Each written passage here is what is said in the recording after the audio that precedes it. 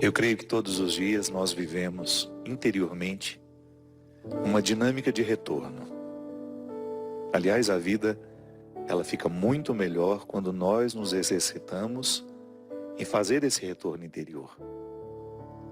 Ando por aí, vou a muitos lugares, encontro muitas pessoas, mas o último encontro é comigo.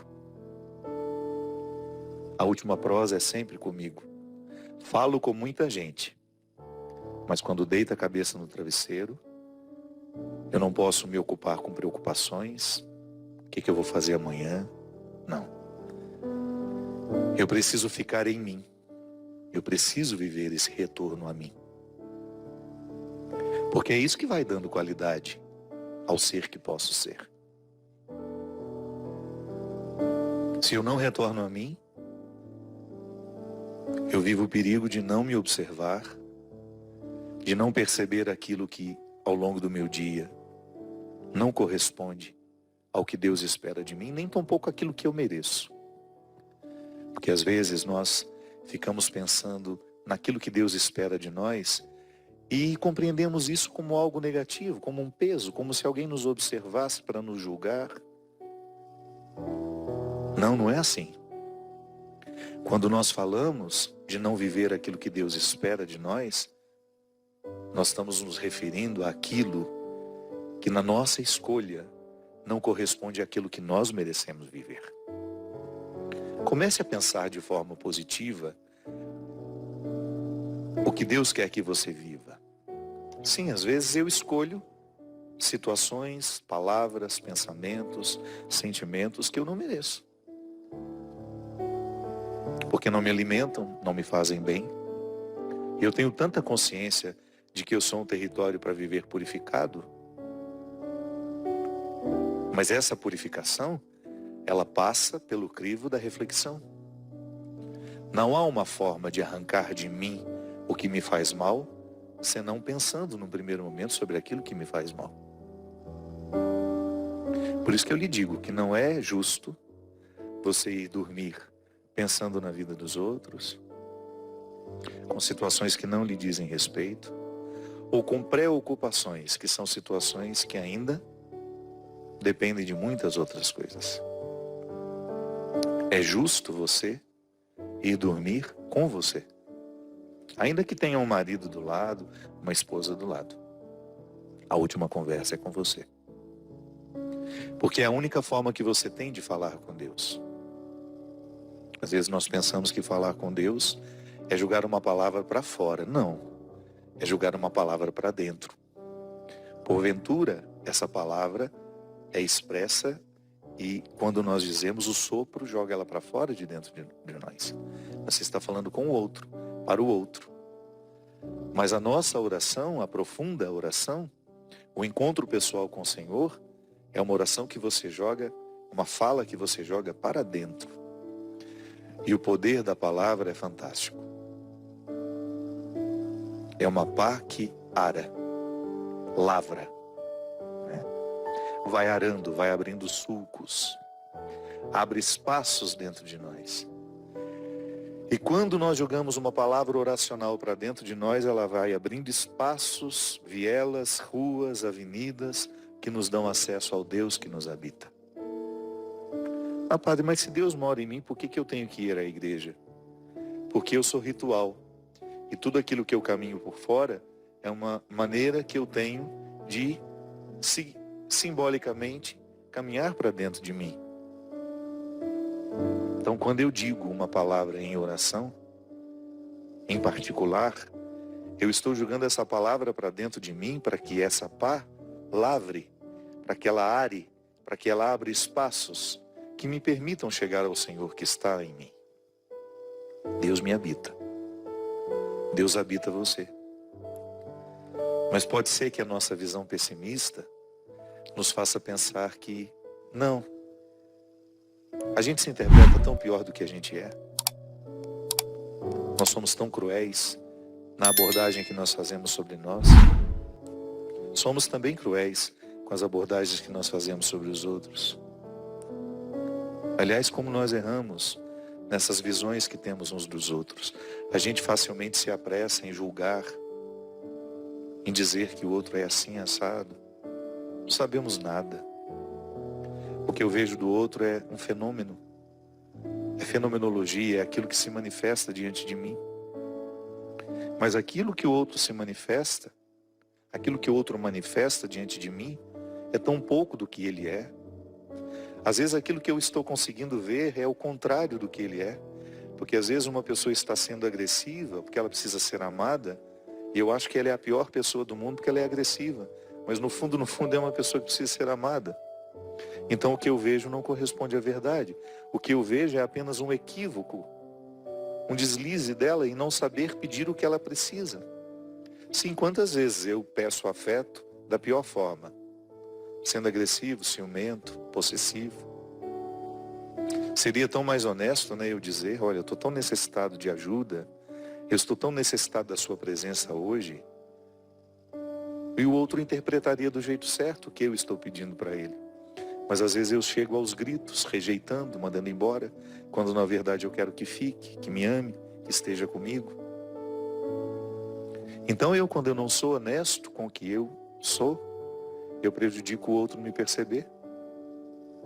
Mas eu erro comigo, quando eu tenho uma visão distorcida de mim, quando eu me interpreto muito pior do que eu sou. E é interessante que uma pessoa que é pessimista em relação a si, a primeira coisa que ela expulsa dela é a possibilidade dela ser amada por Deus. Ela tem muita dificuldade de acreditar que Deus a ama, e muito menos que Deus a habita. Pensar isso, né? Eu sou um sacrário.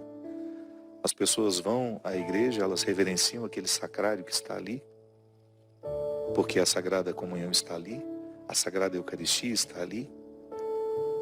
Mas eu passo pelo meu irmão e me esqueço que ele também é um sacrário vivo, ambulante. Tenho respeito pela Eucaristia, mas não tenho respeito pelo meu irmão, que trabalha comigo na equipe de liturgia, na equipe de trabalho dentro da igreja. Não tenho reverência pelo ser humano que foi me atender na loja, ou não tive reverência pelo cliente que eu fui atender na loja em que eu trabalho. Que cristianismo é esse que me faz ficar prostrado diante da hóstia consagrada, mas não me leva a estender a mão a um irmão que está do meu lado? Que cristianismo é esse que não me ensina que o respeito pela Sagrada Eucaristia também precisa se desdobrar pelo respeito que eu tenho com as pessoas que convivem comigo? Que não é justo eu não reconhecer essa dignidade, inclusive em mim, de perceber que esse Deus escolheu morar em mim. E que eu vou ficar muito bravo e que eu vou fazer de tudo para que aqueles que querem atentar contra o Deus que me habita não obtenham o seu sucesso. Eu não quero a profanação do outro. Da mesma forma como eu não quero profanar ninguém. Não quero profanar a sacralidade do outro. E não quero que o outro profane minha sacralidade. Por isso zelarei para que as pessoas que têm acesso a mim deem os seus primeiros passos na minha direção, sabendo que sou um homem sagrado. Mesmo que eu não fosse padre, eu sou um homem sagrado, desde menino. E porque ainda sou padre, tenho uma responsabilidade maior em zelar por essa sacralidade. Porque é um dom que Deus me deu. É um dom que eu guardo, que eu cuido todos os dias. E estou cada vez mais atento àquilo que pode ser um atentado à minha sacralidade. Não posso, não tenho direito. Sabe por quê? Porque eu mereço viver isso. Não é porque é uma obrigação que eu reconheço diante de Deus. Não, é um direito que eu tenho. Eu tenho feito de tudo para que aqueles que são evangelizados pelas minhas palavras descubram isso. É um direito que você tem sentir-se sagrado e viver como tal. Pensar-se como sagrado, sentir-se como sagrado, agir como sagrado. Porque essa sacralidade, ela é irrenunciável. São Paulo já fala numa das suas cartas: os dons de Deus são irrevogáveis, ele não muda de ideia. Eu derramei sacralidade sobre aquela pessoa, mas ela está vivendo uma vida muito promíscua, vou retirar. Não. A vida promíscua daquela pessoa, em todos os aspectos, não só sexual, mas moral, ético, A pessoa pode se envolver em corrupção, pode fazer injustiças, cometer atrocidades, pode matar. Essa vida de promiscuidade pode até fazê-la esquecer que ela é sagrada, mas nunca retira dela a condição de sagrada. Por isso que nós não podemos fazer escala de dignidade. Essa pessoa tem mais dignidade que a outra. Eu sei que culturalmente nós somos formatados para pensar assim. Se tem uma coisa que mudou muito nesses tempos, né, justamente a forma como nós olhamos para os nossos políticos. Eu me lembro, eu era criança, o prefeito passava, parecia um ser de outro mundo, né? Porque a gente foi educado para isso. O bispo, meu Deus, a gente tinha um medo daquele bispo porque a gente achava que ele era muito melhor do que nós. O Papa, o rei, nós somos assim, né? Nos países onde tem a monarquia, desde criança, elas são educadas a admirarem os reis e as rainhas, os príncipes e as princesas. Eu tenho sempre um pé atrás em relação a isso. Porque eu tenho medo que essa cultura nos leve a pensar que o outro tem uma dignidade, desfruta de uma dignidade superior àquela que nós desfrutamos. Observo muito isso em relação a quem faz sucesso.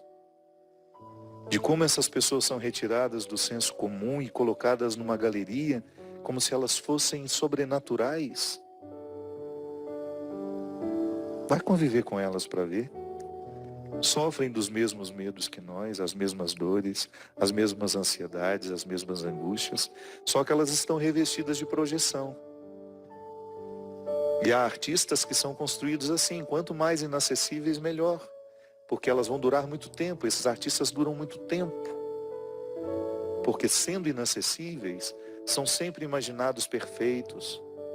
O artista, quando começa a se mostrar muito, ele vai retirando essa casca do que os outros imaginam e muito rapidamente eles entram no fosso do desprezo. Não são eles que estão errados em se desfazerem, em se desconstruírem daquilo que os outros imaginaram. Nós é que estamos errados em pensar que porque eles desconstruíram, eles não são tão bons quanto a gente imaginava. A gente para de admirar com uma facilidade muito grande. Porque o outro frustra em nós o que nós gostaríamos que eles fossem, que ele fosse. Não é o outro que está me frustrando. Sou eu que estou sendo frustrado por aquilo que dele imaginei. Eu gosto das pessoas, eu admiro as pessoas e pronto. Não tenho o direito de enclausurá-las naquilo que eu quero que elas sejam. Não é justo. Na minha relação com o outro, seja ele famoso ou não, o que eu espero é cultivo de dignidade, respeito pela dignidade. Isso é fantástico. Eu identifico em mim, olho em mim, sei que não tenho mais dignidade que ninguém, mas também sei que ninguém tem mais dignidade do que eu. Eu estou aqui, guardião da dignidade que Deus me deu. E quero estar ao seu lado para que você também seja guardião da dignidade que Deus lhe deu. Nem melhor nem pior que ninguém. Apenas você.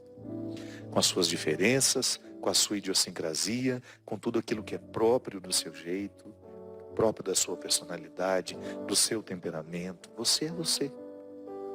E é esse ser que Deus ama. Mesmo que eu não ame, Deus ama.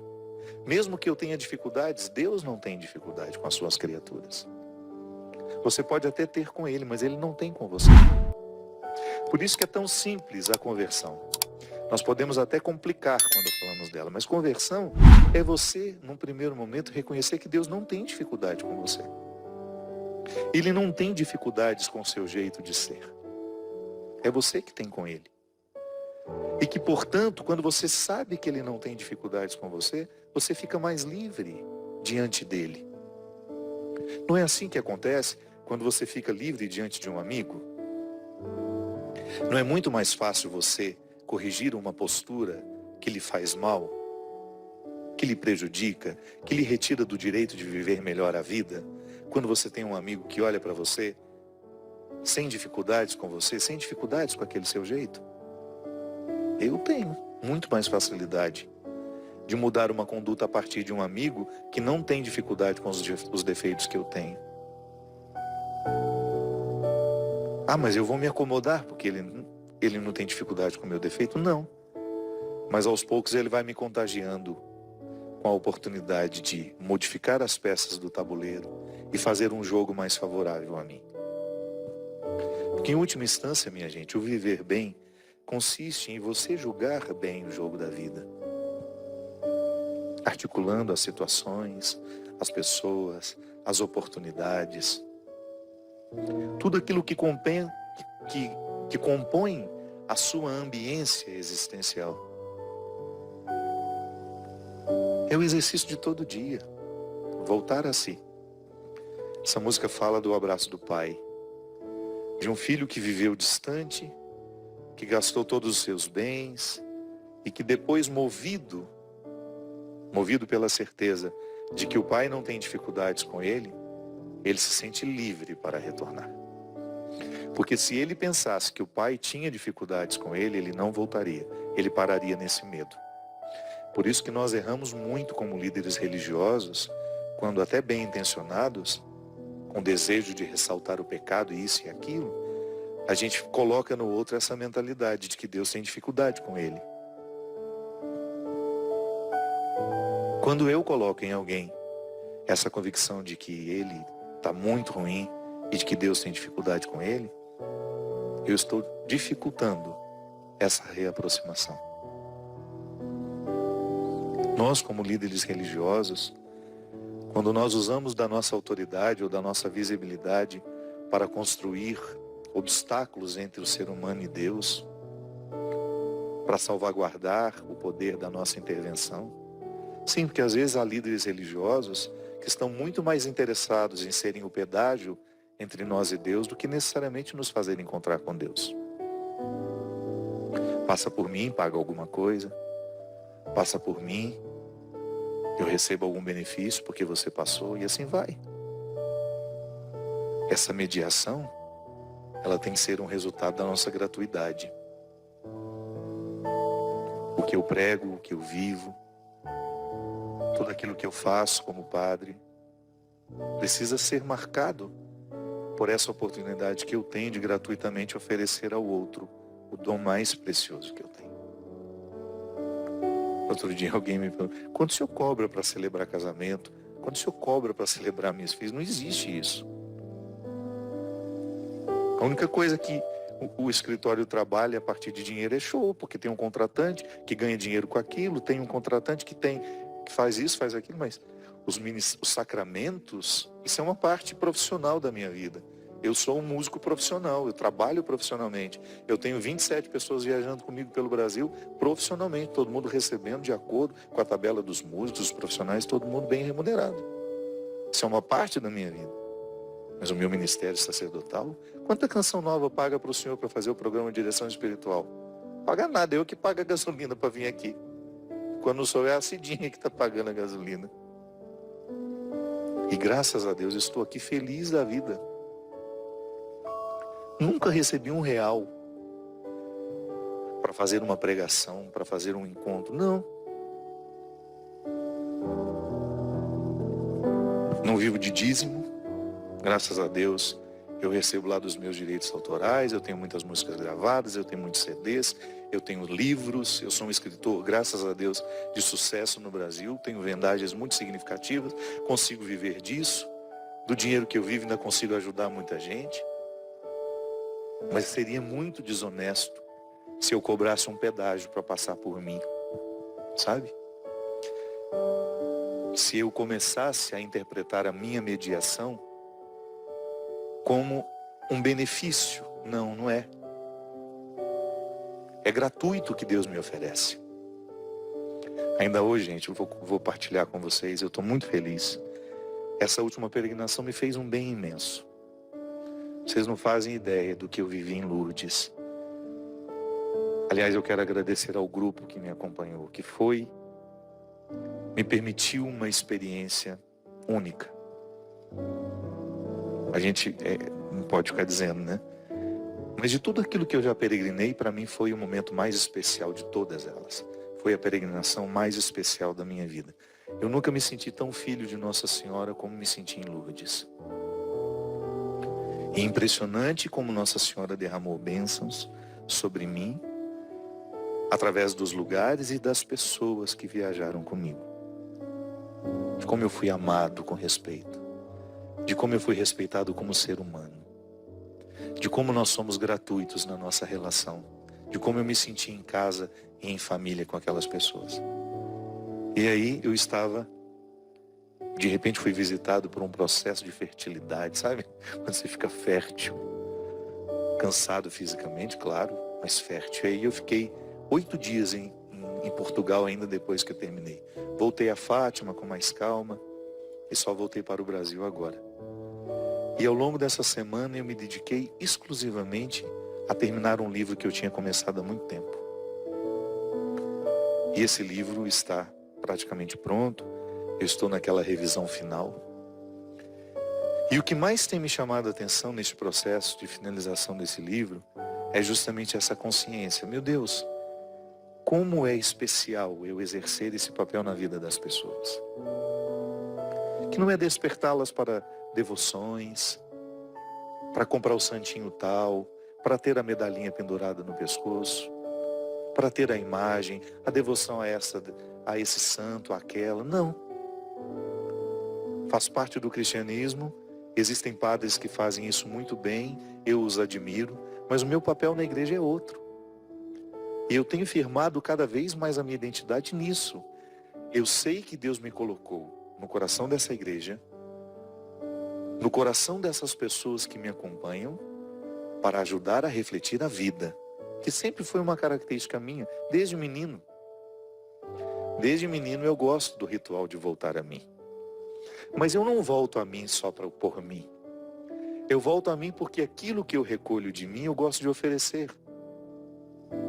Um livro é o resultado de uma vida vivida. Quando eu estava lendo, são 2 personagens. É um modelo romanceado. É o diálogo do homem com a sua consciência. E a consciência é uma menina. Eu quis dar um rosto feminino àquela que tudo sabe daquele que tudo esqueceu. O homem é um homem bem-sucedido, se preparando para ir para o trabalho, e é surpreendido por uma menina dentro do seu quarto. E o torpor que ele está vivendo ali não o permite racionalizar de onde saiu essa menina. Quem é essa menina? Não. Como se ele estivesse vivendo um outro tempo que não era aquele, ele começa a fazer uma experiência de conversar com ela. E também não se incomoda de aquela menina ter tanta fecundidade no que diz a ele. Porque ali, a menina é justamente a sabedoria, a consciência que estava nele adormecida. E durante um processo de conversa que vai durar o livro, você vai ler numa sentadinha, embora ele não seja tão pequenininho, porque é um modelo romanceado. Ter a oportunidade de descobrir aquilo que está esquecido dentro de mim, dentro de você. O livro passa pelos caminhos que me adoeceram, mas também passa pelos caminhos que me salvaram, que me curaram. Porque eu vivo isso. Eu acredito que estou em processo de cura diariamente. Uma cura que se desdobrará até o fim da minha vida, porque se eu não cuidar, eu volto a adoecer. E nós estamos muito necessitados de voltar os nossos olhos para essa menina que eu tenho em mim, que você tem em você. O livro nasce desse desejo de ensinar-nos que todos nós temos uma menina que sabe tudo sobre tudo aquilo que nós estamos esquecidos. Ela é a guardiã da verdade. Existe em nós uma parte de nós que nunca será maculada. Ela permanecerá imaculada até o fim. Nada pode atingi-la, nem mesmo os nossos vícios, nem mesmo a vida errada que levamos. Ela continua eternamente preservada. E será sempre ela nos dizer onde estamos errando, onde estamos acertando. E às vezes erramos demais porque perdemos o hábito de ouvi-la. Não voltamos mais a nós. A gente deixa de saber quem a gente é. por um processo de esquecimento que vai acontecendo naturalmente. Eu deixo de ser um cuidador de mim. Eu começo a me impor trabalho muito mais do que meu corpo resiste. Eu começo a ocupar a minha mente com pensamentos opressivos. Eu começo a depositar sobre mim sentimentos ruins dos outros, cruéis. Eu começo a guardar a crueldade do outro, o fracasso do outro. E porque vou fazendo esse processo, e porque vou aceitando essa rotina que não passa pelo crivo da reflexão, a menina vai deixando de ser ouvida, embora ela continue dizendo. Mas chega um momento, e para esse homem chegou, na hora em que ele escolhia uma gravata. E quando ele põe a gravata no pescoço, ela pergunta para ele: essa gravata não está te oprimindo? Ele fala: não, ela não está apertada. Ela faz de novo a pergunta: não estou falando, não estou perguntando se ela está apertada. Aliás, ela está muito bem ajustada, ou não é bem feito. Pergunta: o que você entende de gravatas? Fala: nada, só que ela está te oprimindo. Não é o nó que está apertado, é a gravata que está te oprimindo. É o que ela significa na sua vida. É o que significa colocar essa gravata e encontrar a vida. Que para você pode ser um salto alto, um uniforme de trabalho. Quanto custa ser quem a gente é? Quanto nos custa ter o que a gente tem, fazer o que a gente faz?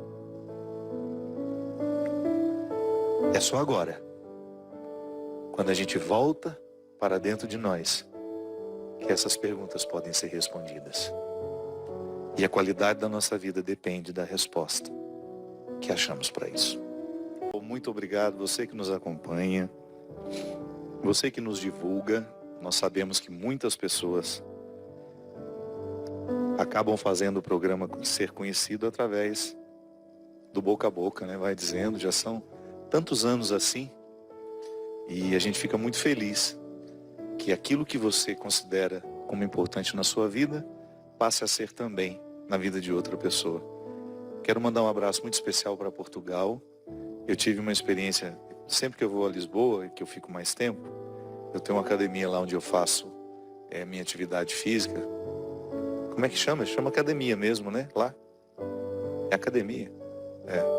E aí eu encontrei uma portuguesa lá, que eu encontrava sempre, porque eu frequento Lisboa já há uns 4 anos. E aí sempre via aquela moça lá, mas só nos cumprimentávamos. E aí dessa vez ela veio me dizer: senhor padre, me desculpe, aquele jeito desrespeitoso, desculpe lhe atrapalhar.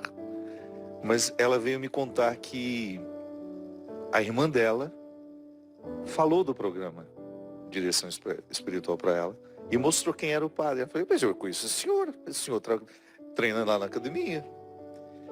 E aí eu fiquei muito feliz de ouvir o testemunho dela ao dizer que a irmã tinha superado algumas fases difíceis da vida através deste programa aqui. E fico muito honrado de saber que a gente chega a tantos corações. Encontrei também, durante a peregrinação, algumas pessoas de Cabo Verde, lá em Paris, sobretudo. Em Paris encontrei muitos angolanos. A tia Alice, em Fátima, que para mim é um modelo de ser humano, que diz que eu interfiro na vida dela de forma positiva. Imagina, aquela criatura já tão elevada, com uma evolução espiritual tão tocável, tão quase que parte no ar, de tão evoluída espiritualmente que é, dizer que a gente acrescenta alguma coisa que o programa faz com que ela repense a vida com o que vive, nos enche de alegrias. E eu fico muito, muito honrado de saber que essa nossa iniciativa, aqui na Canção Nova, são tantos desafios todos os dias. Você não faz ideia o que essas pessoas lutam para manter essa comunidade viva. Porque não é só, a televisão é uma consequência, e é por isso que Deus mantém. Se fosse só a televisão, pode ser que já tivesse terminado. Se fosse só o sistema de comunicação, pode ser que Deus nem quisesse mais. Na verdade, eles vivem primeiro, Depois eles fazem televisão. E só por isso eles têm autoridade para fazerem a televisão. É como a gente escrever um livro, a gente precisa vivê-lo antes. Porque senão o livro não tem autoridade. Eu vivo, eu experimento o conflito, eu toco aquela dor e também toco aquela ressurreição que nasce da dor. Depois o livro fica pronto. Nós sabemos as grandes dificuldades que a comunidade Canção Nova vive todos os dias para ser quem é. E eu me sinto muito honrado, muito feliz de estar aqui, de fazer parte há tantos anos, de termos essa oportunidade de falar ao coração de tanta gente. Muito obrigado mesmo. Minha gente, eu gostaria de convidar você que é de São Gonçalo do Amarante, no Ceará, São Gonçalo do Amarante, Ceará, no dia 28 de novembro, nós estaremos aí na Praça de Eventos, a partir das 21 horas, um show aberto a todo o povo, São Gonçalo do Amarante, no Ceará, dia 28 de novembro, você que é da região, prepare-se para estar conosco a partir das 21 horas, que vai ser justamente o show O Amor Me Elegeu, que é o CD que nós lançamos este ano aqui, também pela Canção Nova, que se você adquirir, ajuda a Canção Nova a pagar as suas contas. 0 operadora 31, 0 operadora 12, 3186 2600. Você adquire, recebe em casa. Gente, muita gente comentou, inclusive perguntou, sobre o livro que nós falamos aqui no nosso último programa ao vivo, que agora já é minha amiga. Você acredita que alguém falou para ela naquele dia que eu tinha falado do livro? Coincidentemente, quando eu fiz a minha endoscopia, naquele check-up que eu fiz no mês de setembro, a doutora Ana, que é uma queridíssima, que foi a minha anestesista, a gente ficou amigo ali durante o processo da anestesia. Ana me mandou uma mensagem dizendo assim: Padre Fábio, ontem eu assisti seu programa, vi que você falou da Ana Cláudia, contei para ela, ela ficou muito emocionada, feliz com a sua homenagem, e ela quer muito ter contato com o senhor. Falei, claro, com o maior prazer. E desde então comecei a ter uma experiência de, dialogar como um ser humano que vê a morte de perto todos os dias, que tem uma sensibilidade imensa para perceber o valor da vida e da morte, que nos retira do medo de morrer, porque é impressionante como esse livro tem esse dom. Por que ele retira? Vou voltar a mostrar, porque vou dizer, muita gente queria que eu mostrasse o livro novamente. O livro é este daqui. A morte é um dia que vale a pena viver, da Ana Cláudia Quintana Arantes. A editora é Casa da Palavra. Mas se você anotar, eu vou fazer uma propaganda de graça. Eu tenho comprado muito livro através do Amazon.com.br. Ali você tem preços maravilhosos, que às vezes muitas promoções. Tem problema falar, não tem? Faz bem para mim, eu vou contar para as pessoas também. Boa parte dos meus livros eu compro lá, porque às vezes eu não consigo ir a uma livraria. Claro que se você tiver uma livraria próxima a você, mandar o meu abraço para minha amiga Lídia, da Livraria Curitiba, que aliás tem feito um trabalho maravilhoso de distribuição de livros no Brasil, que as nossas livrarias estão muito em crise ultimamente. Livrarias Curitiba tem proporcionado ao leitor que o livro chegue até ele. Porque nós queremos isso, né? Nós queremos ter acesso aos conteúdos que são produzidos. O que adianta um livro maravilhoso como esse ser escrito e depois você não conseguir achar o livro? Então, hoje, existe essa facilidade. Jogue aí na internet, você encontra, passa nas livrarias Curitiba aí, que tem Porto Alegre, tem Curitiba, tem Florianópolis, enfim, a livraria está crescendo, tem muitos lugares. Tem a Saraiva, tem a livraria, tem a leitura, enfim. Passou, viu que tem uma livraria, tente encontrar. Por que esse livro retira de nós o medo da morte? Porque ele nos ensina a viver. Não há uma maneira mais eficaz do que a gente perder o medo da morte que vivendo melhor. Inconscientemente nós alimentamos o medo de morrer porque nós somos muito negligentes nas nossas escolhas. Nós somos muito negligentes. É impressionante como às vezes nós vamos assumindo uma rotina que já não contempla mais a alegria, o descanso, o ócio criativo. Nós vamos vivendo uma rotina que até mesmo no dia dedicado ao descanso, ele se torna um fardo, porque a gente passou o dia inteiro no celular. E quando você termina aquele dia inteiro olhando aquela tela, você percebe que você ficou esgotado. A minha mãe fala de esgotamento nervoso. Ai, dona Ana. O que ela tem? Ah, tô com esgotamento nervoso. A gente nunca sabe. Eu nunca soube exatamente o que era esgotamento nervoso até eu começar a ter um celular na mão. E aí tem dia que a gente termina o dia com esgotamento nervoso. Por quê? Porque você ficou exaurido. Essa tela arranca da gente a energia, impressionante. E tanto é que uma coisa que me fez muito bem nesses últimos dias em Lisboa é que eu quase não peguei o celular. De verdade. Eu vivi dias assim de um desprendimento desse aparelho que eu há muito tempo, talvez a primeira vez em que eu tenha vivido de fato uma abstinência em que eu identifiquei positivo. Nossa, me fez bem. Então, às vezes o nosso estilo de vida, ele vai provocando em nós um vazio, que depois desemboca justamente nesse sentimento. Meu Deus, o que eu estou fazendo? Parece que eu estou perdendo mais tempo do que aproveitando. Eu vejo, na peregrinação, como é bonito ver as pessoas numa fase da vida, depois de terem trabalhado muito, pegar um pouco das suas economias e falar, eu mereço isso. Eu quero fazer essa viagem. Eu trabalho tanto, já trabalhei tanto. Ou quando nós filhos olhamos para os nossos pais e generosamente reconhecemos, nossa, a minha mãe já fez tanto que eu gostaria de fazer alguma coisa por ela. Quem me dera a dona Ana tivesse boa das pernas para rodar o mundo comigo. Ah, mas eu ia levar em tudo. Primeiro porque ela é a melhor companhia que existe. Um bom humor, uma pessoa de uma facilidade de lida. Não tem problema, dona Ana. É um ser humano pronto, está pronto. Fazer uma coisa por ela, sabe? Perceber que existem coisas, gestos de delicadeza, que vão nos fazer felizes justamente porque estamos oferecendo. Há delicadezas que a gente fica muito mais feliz em oferecer do que receber. E às vezes nós ficamos esperando a doença chegar para a gente poder começar a viver.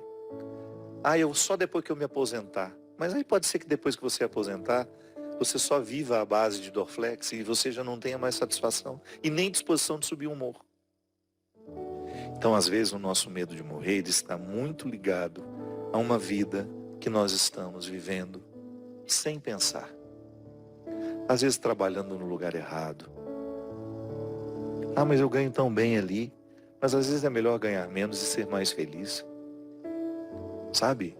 Quando a gente passa a ganhar menos, a gente simplifica a vida e a gente descobre que a gente vive perfeitamente. Sim, às vezes reduzir custos é uma boa oportunidade de você descobrir que você estava gastando errado. Eu sempre digo isso, a gente tem que ter respeito pelo dinheiro que a gente ganha. Custa muito ganhá-lo. Muito cansaço para você ganhar o dinheiro que você ganha. Você trabalha, você levanta cedo, desde que você se entende por gente. Desde quando nós começamos a estudar, nós começamos a ganhar o nosso dinheiro, ainda que ele não tenha vindo naquela época. Mas toda a qualificação profissional começou quando você entrou no pré, quando você teve as primeiras lições. Pode ser que você tenha sido remunerado uns 30 ou 20 anos depois do que você começou. Não, 30 não, 20 e poucos anos depois. Mas você viveu a experiência de saber o quanto custou ser quem você é. E agora você vai ver de qualquer jeito? Não vai contemplar as suas necessidades? Não vai olhar para aquilo que lhe faz feliz? Não vai ter a sensibilidade de perceber que há atitudes, posturas que não condizem com aquilo que você merece da vida? Essa é a reflexão da doutora Ana. Viver bem prepara-nos melhor para morrer. E depois a gente se desprende de tudo que está, sabe, os excessos da vida Essa é a única certeza que nós temos, nós vamos morrer. Ah, mas eu quero que a morte me encontre reconciliado com a vida. Eu falei isso aqui no último programa. E agora, conversando com ela, ela confirmou uma informação que está no livro. Que às vezes ela encontra mais serenidade para morrer em pessoas que não se dizem crentes do que em crentes. Porque às vezes nós somos muito apegados aos nossos problemas. Somos muito prepotentes.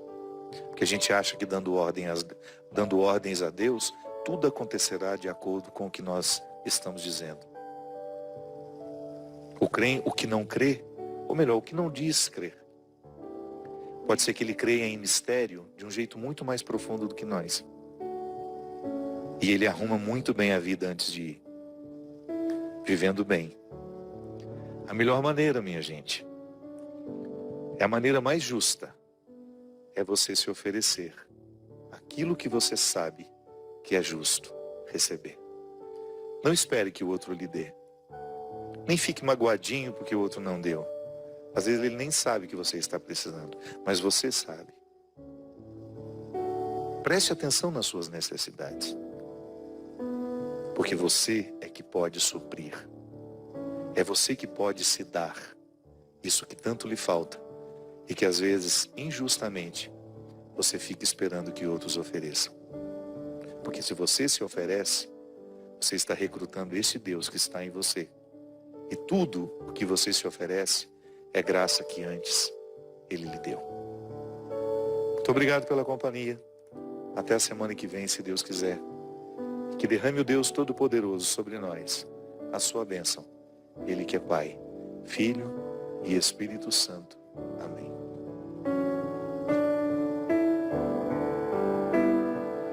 E por mais que me falem, não vou desistir. Eu sei que nada sou, por isso estou aqui. Mas eu sei que o amor que o Senhor tem por mim é muito mais que o meu. Sou gota derramada